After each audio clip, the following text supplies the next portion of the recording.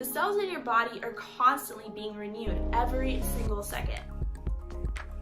What is up? I know you're here today because you want to learn how to get a faster metabolism. But let's talk about what a metabolism is. It is all of the biochemical reactions that occur from the moment that you consume food to the moment that you turn it into energy and then you release the waste in whatever shape or form. You may think that you're just this static body right here, right now. You're not. You're this continuous flow of energy, okay? The cells in your body are constantly being renewed every single second. To give you an idea, the molecules in your skin renew in just 48 hours. Just as another example, your bones go through a complete refresh every 10 years. Let's look out for food that you should make sure that you get enough of, and that is protein. You want to shoot for 30 grams per meal at the least, okay? And obviously if you're doing macro counting, like if you're trying to build muscle, that's going to vary, but you want to be shooting for 30 grams a meal on average. All right, another thing that you really want to make sure here, it is in the category of carbs, and that is fiber. All right, so fiber is a type of carbohydrate which is super essential for a better metabolism. So fiber is going to help you in your intestines. It's going to help the breakdown of foods. So there are, of course, many different types of carbs. You might be thinking that carbs are pasta and bread and all of that, but carbs are just basically anything that are formed primarily from the glucose molecule. Specifically, fiber is the type of carb that you primarily want to include in your diet.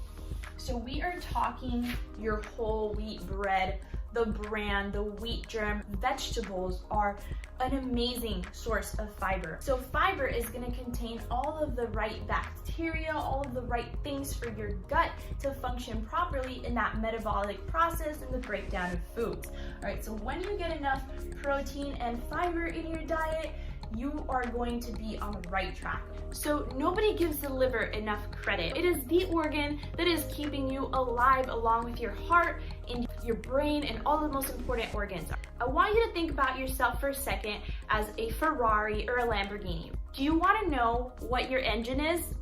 Your freaking liver. All right, let's talk about what the liver actually does. You want to know where the liver gets involved here? Here.